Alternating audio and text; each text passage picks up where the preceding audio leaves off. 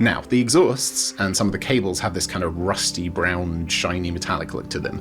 Now, rather than do the same trick as the pistons and add a little bit of brown to the gunmetal to shift the tone, I think this would have been an absolutely perfect place to use the vintage paint tin bits. But that hasn't been made for about 28 years. So instead, I'm going to use this tin gubbins paint, which is one of the paints included in my booster set, which are generally paints and colours that I use a lot in my videos, but don't form part of the core 14 paint classic colour palette that I use in my speed painting videos. It's got such a unique look, really rich and really shiny. I totally love it.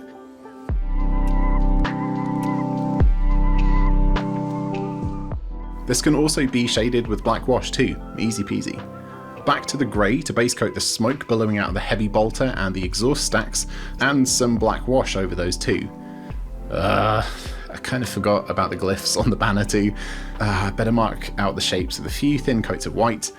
I'll tidy up the edges with some black paint mixed with black wash for a better consistency, and then using one of my tiniest brushes, I think this thing probably has about 10 hairs, I did my best to paint on the glyphs. Now, it's not true freehand because there's a bit of relief there, but man, it's still pretty tricky. Yeah, that'll do. Some white dry brushed onto the smoke to catch the textures, and yeah, again, a moist brush to removal of that white dust that's now flicked off. And one of the final steps, some edge highlighting on the black armour using white mixed with the grey to create a kind of neutral off-white.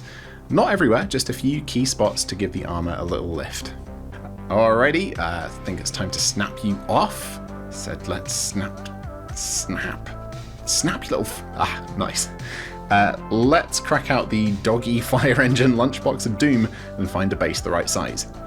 Now, the bigger 60mm bases, I mean they're actually about 65, but whatever, that would fit perfectly and is the current size of Dread bases, but there's something undeniably appealingly retro about his little toes overhanging the base like all of the 90s models did, so I think I'm going to go with a 50mm base.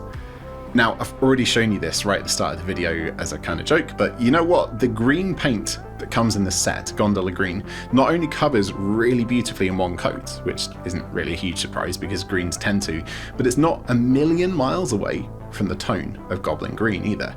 Anyway, a dry brush of that buttercup yellow on top, which is really nice and opaque for a yellow paint, so dry brushing comes out really vibrant, and then let's stick him down.